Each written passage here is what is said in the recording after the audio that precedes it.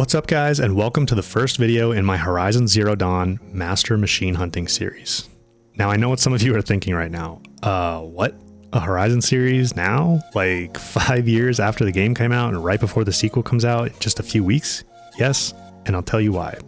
First off, Horizon is my personal favorite game of all time, so making content about it is just fun for me while I get this channel off the ground. But more seriously, with the sequel Forbidden West coming out soon and all the hype around that, I know there's going to be a bunch of people who pick up and start playing Zero Dawn for the first time, and I'd like to help those new players out. I've got well over 100 hours of gameplay into Zero Dawn myself, and once I got 100% completion in the main game and the Frozen Wilds DLC, I made it a personal challenge to figure out all the most effective ways to take down every machine in the game. I also remember finding the combat surprisingly difficult and frustrating when I first started out. In fact, one of the few shortcomings of the game, in my opinion, is that it doesn't do a great job teaching new players how to fight machines very effectively. So if you're new to Horizon and the combat is tripping you up a bit, or maybe even if you've already played Horizon and you're just coming back to the game after a while to get ready for the sequel, welcome, this is the series for you.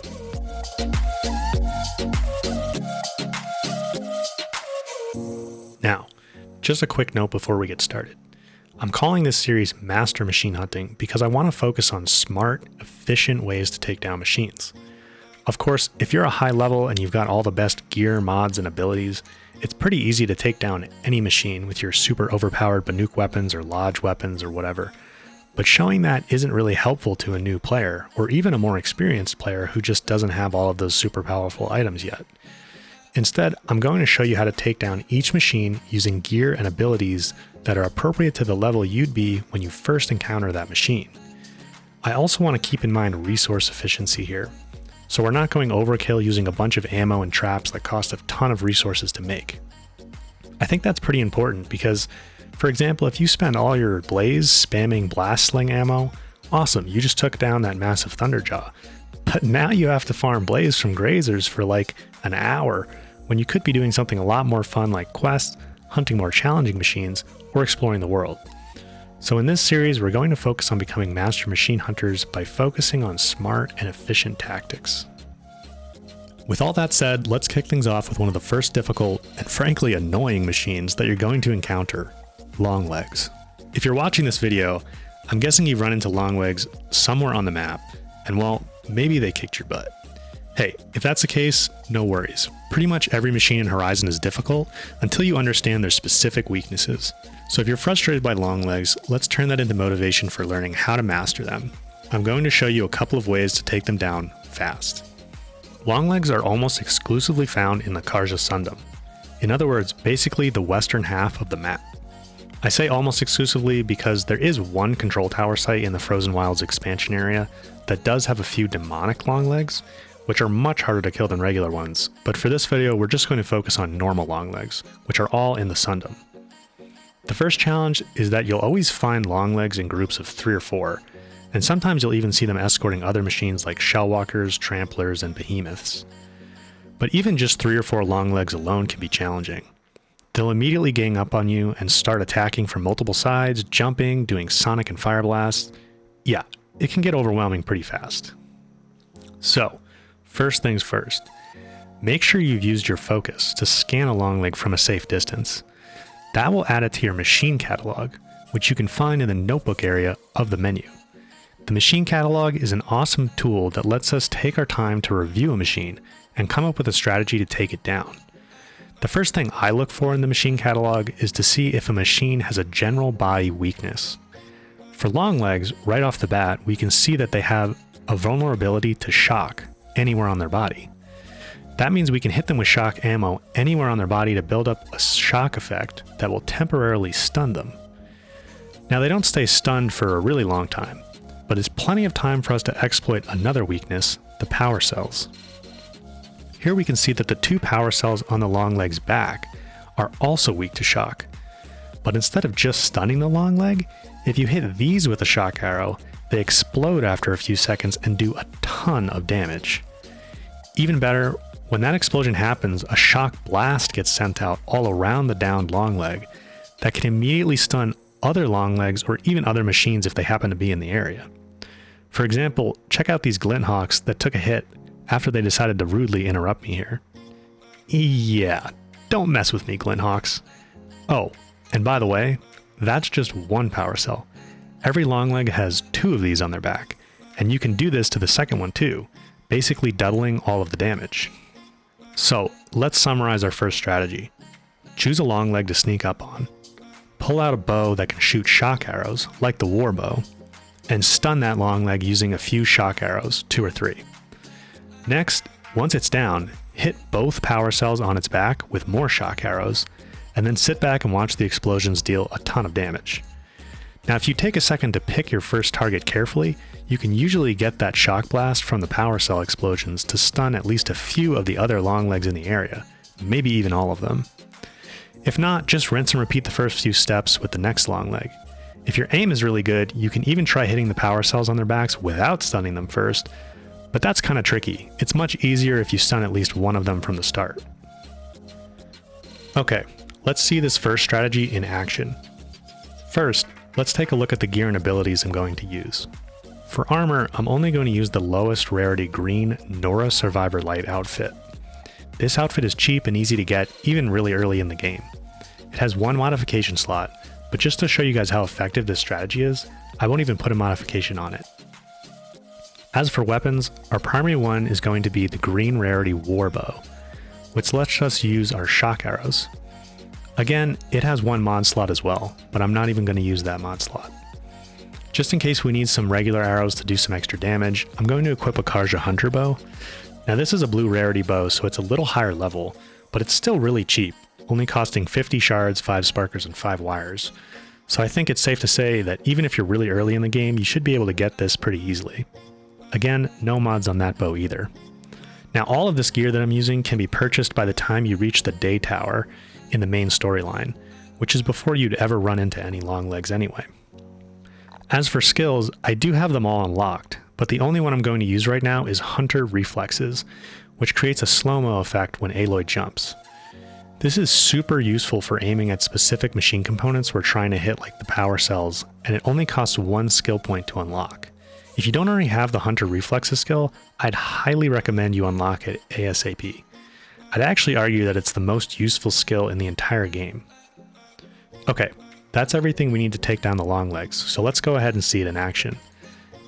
The 2 best places I found to practice on Longlegs without being interrupted by other machines are this spot right where the desert ends and the rainforest begins in the southeast, and the second best spot is the northwestern location a little ways away from the Rockbreaker site. Alright guys, so we're here at my favorite location for practicing on Longlegs, which is in the Sundom, just down here in the southeastern part of the map, where there's a campfire right next to the Longleg site, so you can fast travel pretty much straight to them. There's no other machines around except this Shellwalker convoy does move down here sometimes. And pro tip, these convoy icons do actually move to show you their real location. So just make sure that the convoy isn't, on top of the Longleg icon when you're going here to just practice on Longlegs. So as you can see, we've got the Nora Survivor Light outfit equipped. And I've also got our Warbow and Karja Hunter bow for regular arrows. The Warbow's got what we're going to primarily use for those shock arrows. And I'll just show you real quick. We don't have any modifications on our outfit or either of the weapons that we're using. So first thing I like to do is scan and tag up machines when I'm fighting a group of them like this. And it's going to take 3 arrows for us to stun this first one. So that's 1, 2, 3. Now while he's down, I'm going to hit one of these power cells and try to bait the other 2 near him, which they're pretty close right now. There we go, we hit both of them. So while these are down, we can hit a power cell on him, and a power cell on him and run away. So we took out the first one already. We can go ahead and hit another power cell. And the explosion from the last one killed this one as well. As you guys can see, this is a super effective strategy against the Longlegs. The combination of the power cell explosions doing a bunch of damage to the downed Longleg while also stunning others around it is just so strong. Just a few things to be careful of. The shock blast has a pretty big area of effect, so as soon as you see the power cell glowing and making a whining noise like this, Make sure you're running or dodging away so you don't get hit by the shock blast too. You'll also want to dodge the Longleg sonic blasts and jump attacks. Also, don't hang out too close to a Longleg for very long, or they'll do a fire blast that deals a ton of damage. Finally, after you stun the first Longleg, it can be easy to get distracted by the other ones coming towards you. Keep your cool and focus on hitting at least one power cell on your downed Longleg. If they aren't already near it, try to position yourself so the other Longlegs walk closer to the downed one to make sure they get hit by the shock blast. Keep focusing on hitting the Longlegs that aren't already stunned with shock arrows and exploding power cells on the stunned ones. Before you know it, you'll have taken them all out and you can go grab a bunch of great loot. Now, there is another tactic that you're going to see a lot of people use, which is focusing on the concussion sacks on the Longlegs' chests. This is a component they use to generate their sonic blasts, and if you can deal enough damage to it, it'll explode like the power cell and stun the Longleg and any other ones close by. This isn't a bad strategy, but it's not my favorite for a couple of reasons. With the shock approach, we can hit the Longlegs anywhere on their body to stun them. The concussion sack isn't too hard to hit, but it's definitely harder than just hitting them anywhere on their body. Second, it can be hard to get the concussion sack to explode with a lower level bow and regular arrows, which is probably what you're going to have when you first come across Longlegs. It's pretty easy with hardpoint arrows once you get those, but when you first run into the Longlegs, there's a good chance that you don't have hardpoint arrows yet. Also, I find that I tend to get too close to the Longlegs when I'm trying to hit the concussion sack. There's no delay on that explosion like there is with the power cells, so there's a good chance that you're going to do some damage to yourself when you finally get the concussion sack to explode. Overall, focusing on the concussion sacks is a good strategy, but I think the shock arrow approach is much better. But hey, try mixing these two strategies together. For example, if you've got a Longleg stunned with shock arrows but you don't have a good view of the power cells, go ahead and shoot the concussion sack instead. That's totally legit. You guys let me know what you think in the comments. Now, if you're still struggling with the Longlegs, I'll give you a bonus strategy. Try using a tripcaster to set up some shock wires before attacking. Sneak around hiding in tall grass and behind boulders, and set them up in areas you can draw the Longlegs into. Now, instead of only hitting them with shock arrows, you can run around to bait the Longlegs into walking into the shock wires, which will stun them immediately. Once they're down, hit those power cells or the concussion sacks or other components with shock arrows, or hit weak points like the wings with regular arrows to finish them off. Now, this isn't my preferred method because shock wires take a lot more resources to make than shock arrows, but if the Longlegs are still giving you trouble after trying the first method, give the tripcaster and shock wires a try. You'll use more resources, but you should have an easier time. Now, if you've been paying close attention, you might be wondering about that resource efficiency point I was making earlier and thinking, hey, we're using quite a lot of shock ammo here. Don't worry, I haven't forgotten. Taking one more look at the machine catalog, we can see that Longlegs always drop sparkers and wires as some of their loot. That means that we'll easily replenish the resources that we used for all the shock arrows and even the tripcaster wires if we use them. Speaking of loot, like all machines, Longlegs have a chance of dropping a heart, aka the processor or CPU that runs them. If you need any motivation for hunting Longlegs, that Longleg heart is it. That's because in addition to 770 shards, you need a Longleg heart to buy the Karja Silk's heavy outfit in Meridian. And guys, you definitely want to make getting this outfit a priority. With 3 modification slots, it's the most customizable and arguably the strongest early to mid-game outfit that you can get. Honestly, it's one of the stronger outfits in the whole game. So, use the tips you learned here today to take down those Longlegs and get your Karja Silk's heavy outfit as soon as you can.